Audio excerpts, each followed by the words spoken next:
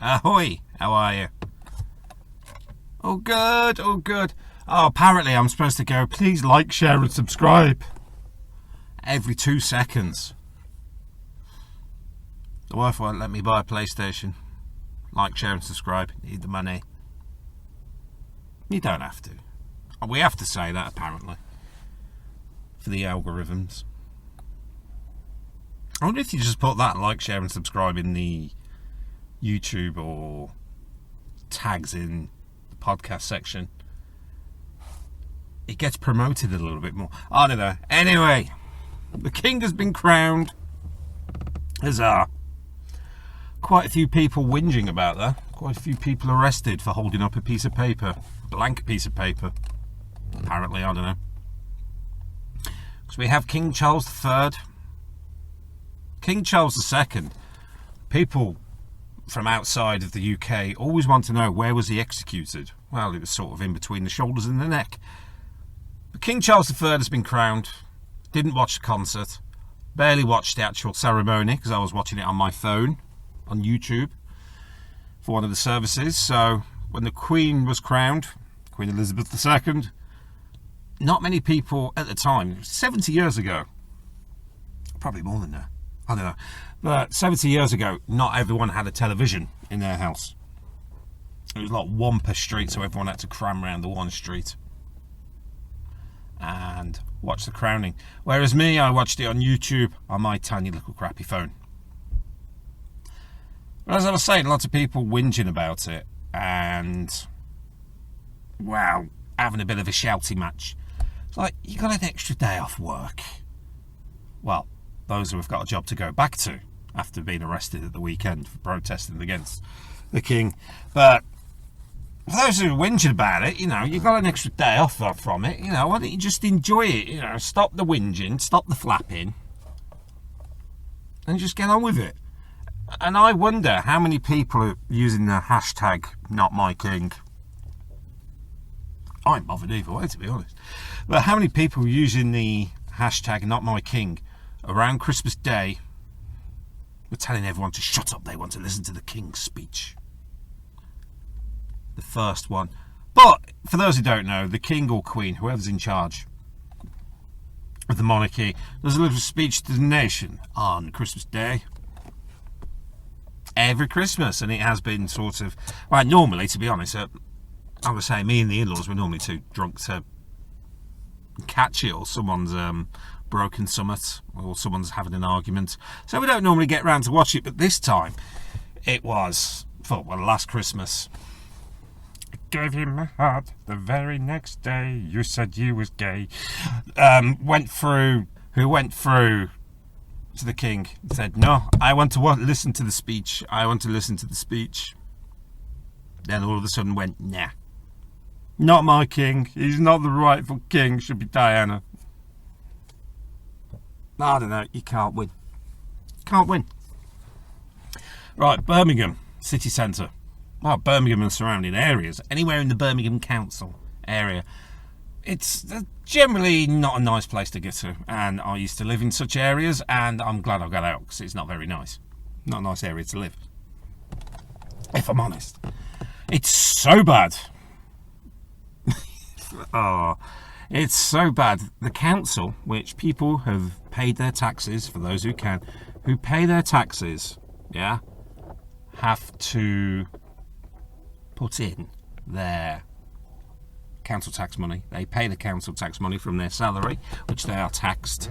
And if they have a car, don't start me on this rant, have to pay for the fuel, which they are taxed. And for the road tax, they have to pay tax. For everything, they are taxed. Every vehicle, for driving to Birmingham. Anyway, you get me points where people in Birmingham, those who do, have to pay a fair bit of tax. And where has some of that tax money gone to for Birmingham City Council?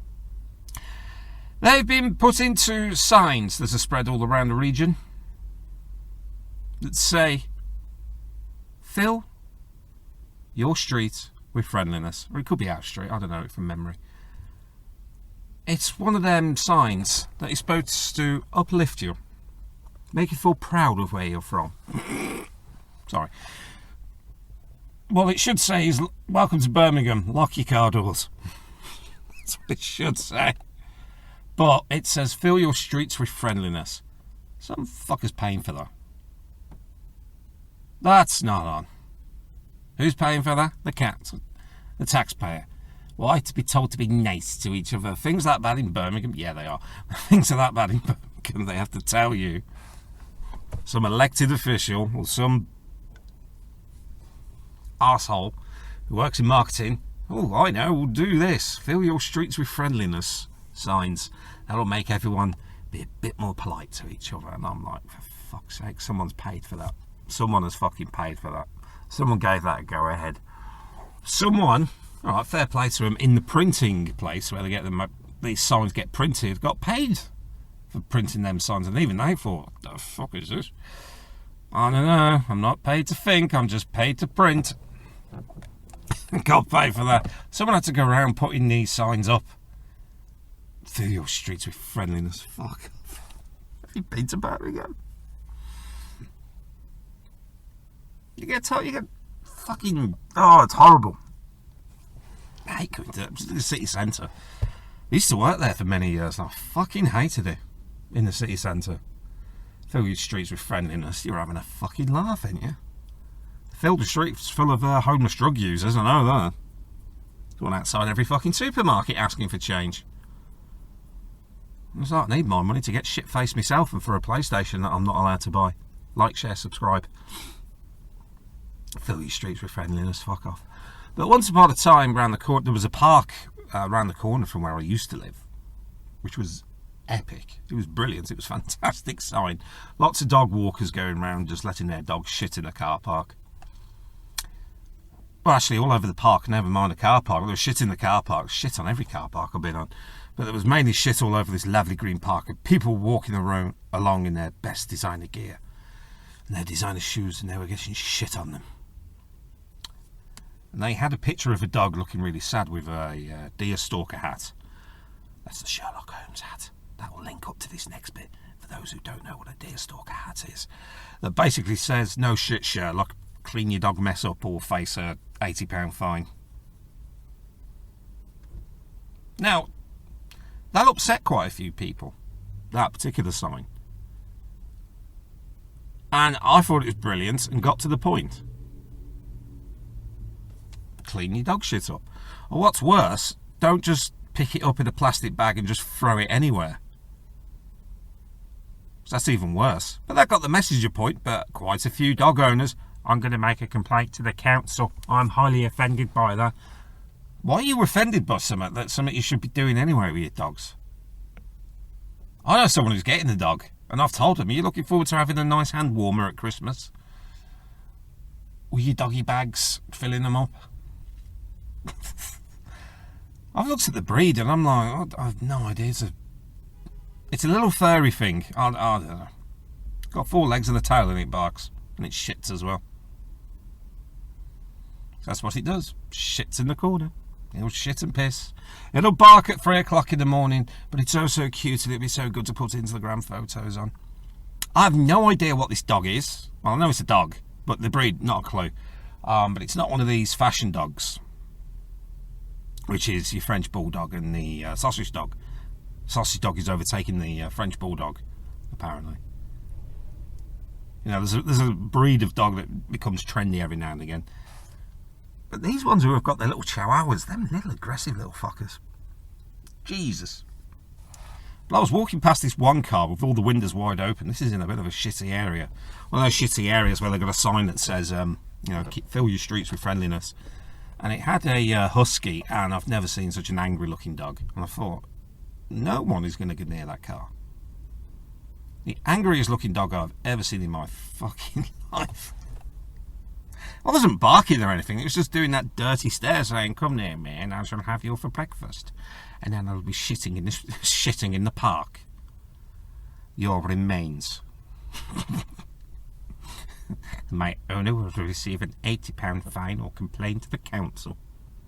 Or you will end up with a piece of poo in a plastic bag that will just be thrown into the park and there it will be there for another 300 years before it is discovered by the council clean-up team. Pretty much. But yeah, people are getting dogs. I ain't getting a dog because poor thing's going to be left on its own all day. No point. I'll get a rescue dog if anything. But even they're a pain in the arse to get hold of, because the person, I don't want to say too much, but the person who was getting the dog was going down that route, an absolute fair play.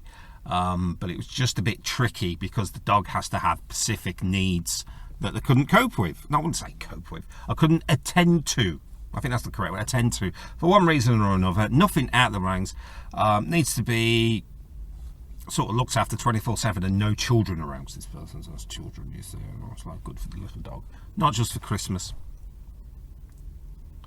So yeah, they've gone to a breeder now. Proper, hopefully a proper licensed one and all done properly. So much they've got the dog, but they can't pick it up because it can't be away from its mother, biatch, for a couple of weeks. So I presume that's all good. I haven't got a clue, but I suspect it's got to be good because when my wife saw the picture of what dog they're having, the heaven dog, the dogs go to heaven, da-da-da-da. Scar band, if anyone don't know, bomb scare. The dog that they're having, there was such a high pitch when my wife saw the photo from it, so it's got to be cute and cuddly. But I always say, if you get a dog, get one that will scare burglars or people who are trying to rob your house. That's what you need. Don't go for cuteness, go for scariness. Like the dog, no one's going to steal that car. It's one of them. Elections, well, local elections that nobody really cares about. Been and gone. Happened last Thursday, I think. Recently, anyway. But only this week, I didn't get one of these little things, but my wife did. To say, please vote for ... party. I'm not going to say which one, because I don't really like getting political. It is an interesting thing. This slip was actually addressed to my wife at our previous address, but we've had it redirected. So okay, I'll give them some benefit there. It's going to be a bit of a delay from getting it from A to B. Fair enough. But it was one party having a go at the other party, saying, they're taxing you for taking your garden waste away. We won't do that. And I'm like, well, you recommended and have raised taxes and up the cost of living quite a bit. Energy bills, blah, blah, blah. To a ridiculous amount of money. Christ, I would have had a PlayStation 5 years ago. Please subscribe, like, share and all that jazz. I would have had one years ago. Date was released, but no. They done that. They raised taxes. So they're complaining about garden taxes, yeah? Take the rubbish away, you've got to pay so much. One party against the other. And our previous address, where it was originally sent to, we didn't have a garden. It was an apartment. We didn't have a garden for such things. So, we have now, but I've got a compost bin. Any garden waste, it goes in there. It's not a big garden, but any waste, compost bin. What I have to say is, how much money or lack of research they could have saved by not sending my wife useless information on useless things for something we don't even have that didn't apply to us in the first place. Because we didn't pay the tax in the first place because, all the charge, tax, whatever they were calling it, because we didn't have a garden to pay the tax in the first place. And I'm not paying the tax now because I've got a sensible and eco-friendly way of getting rid of said things because of that. Because we've got a compost bin. Greta Thunberg will be happy. She won't say, how dare you? She'll say, I dare you. Right at the end of the garden, stinks a bit. I'm grabbing my own potatoes as well. Even better. But what's annoying about that is, time, research and effort. And every election, it doesn't matter what election it is, I have a simple rule. The first poster or little card that says vote for ... party. For whatever reason, that is the party I do not vote for. End of. And without giving too much away of which party puts their little signs up for, it's normally the ones that never win. The ones that got in on a minority.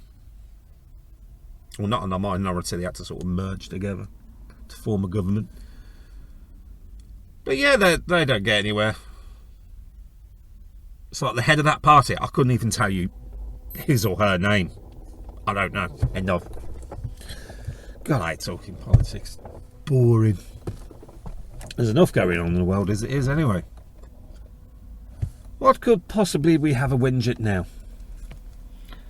In the space of a week I managed to get a chest infection, so in this podcast I'm going to sound a little bit different and a bit more horsey. And nothing to do with the 2 bottles of wine I drank the other night, but I'm just feeling a bit not so good. But just to end this particular podcast, I'm going to talk about a little article that I seen in the paper just the other day. Well, when I didn't buy the paper, I just walked past the newsstand and I just saw the headlines. Now, apparently, there's an average of the age when people leave the home, you know, from your mum and dad's and moving on. And apparently the average is 25. Well, the way things are going at the moment, that doesn't sound shocking. But if you're around the 24, 23, 22 region, don't worry. Because allegedly, because I heard this through the grapevine from the source, as it were. Apparently, my brother, who turned 40 this week, is still living with his mum. Allegedly. I don't know, I don't talk to him. Long story, which I won't go into. But apparently, I think he turned 40, because I'm such and such age, that makes him 40 this year. Sorry, I can't try to do this. It's a good job I'm not videoing myself doing this. It's difficult to keep a straight face. Apparently, he's still living with his mum and dad. Allegedly, so I've been told through the grapevine. So if you are about 23, you know, like, oh crap, I'm still living at home, blah, blah, blah, blah. Don't worry. You work towards it. Times are bloody difficult right now. But remember, there's possibly a 40-year-old living with his mum. In fact, I know 50-year-olds who still live with their mum. And, well, he's not a nice bloke, but he has to live with his mum. So, chill out, work hard, you'll get there. I done it, alright, much later, but I've had many rented properties and then me and my wife have bought one. But there you go. We did it. If we can do it, and we're not on big salaries, you know, like, share, and subscribe and all that crap. You know, we're not on big salaries at all. We're both working class. And we've done it. We've bought our own place. She wants to do the garden and the bathroom and the kitchen, so like, share and subscribe. But don't worry, you'll get there. I think we'll end it on there. And we'll check you out later. Do all the subscribing stuff. Apparently I have to say that now. Adios. Have a good one.